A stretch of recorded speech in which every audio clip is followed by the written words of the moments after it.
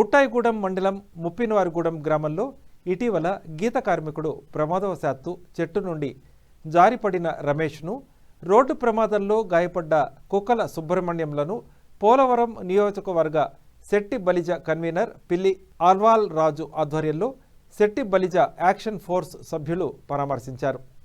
సభ్యులు వెంకటరమణ మాట్లాడుతూ, రాష్ట్ర నాయకుల ఆదేశాలతో సేవా కార్యక్రమాలు నిర్వహిస్తున్నామని, అందులో భాగంగానే ఈ గ్రామంలో గాయపడ్డ కుటుంబాలను పరామర్శించి నగదు, నిత్యావసర వస్తువులు అందించి మనోధైర్యాన్ని అందించామని, శెట్టి బలిజ యాక్షన్ ఫోర్స్ సహకారంతో మరిన్ని సేవా కార్యక్రమాలు నిర్వహించనున్నట్లు చెప్పారు. ఈ కార్యక్రమంలో గుబ్బల రాజేష్, గుత్తుల వాసు, వరప్రసాద్, రామకృష్ణ, కుక్కల గోపి తదితరులు పాల్గొన్నారు.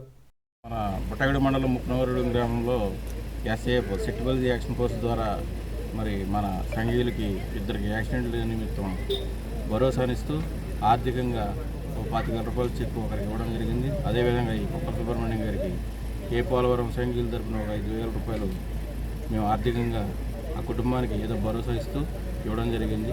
ఇక్కడికి ఇచ్చేసిన మన ఉభయ గోదావరి జిల్లా అలాగే పెద్దలందరికీ కూడా ధన్యవాదాలు తెలుపుకుంటూ ముందు ఇంకా మరిన్ని కార్యక్రమాలు చేయాలని మన సంఘం తరపున అందరినీ కోరుకుంటూ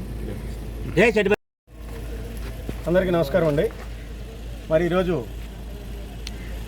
రాష్ట్ర కార్మిక శాఖ మంత్రులు అదేవిధంగా ఎస్సీఎఫ్ వ్యవస్థాపక అధ్యక్షులైనటువంటి గౌరవ శ్రీ వాసంశెట్టి సుభాష్ గారి ఆదేశాల మేరకు మా టీం ఏదైతే ఉమ్మడి పశ్చిమ గోదావరి జిల్లా వైవుడు ఏదైతే మా ఎస్సీఎఫ్ టీం ఉందో ఆ టీం అంతా కూడా ఇక్కడ స్థానిక పెద్దల సహకారంతోనూ అదేవిధంగా ఇక్కడ ఉపస్థితులైనటువంటి సంఘీయుల సమక్షంలో సేవా కార్యక్రమాల నిమిత్తం రావడం జరిగింది. ఎస్ఏఎఫ్ తరఫున ఈరోజు ఒక నాలుగు సేవా కార్యక్రమాలు చేయడానికి సుభాష్ గారు మమ్మల్ని పంపించడం జరిగింది. ఆ క్రమంలో ఒకటి తణుకులో చేసి వచ్చాం. అదేవిధంగా ఇక్కడ ముప్పనవారిపల్లి గూడెంలో ఒక కార్యక్రమం జరిగింది.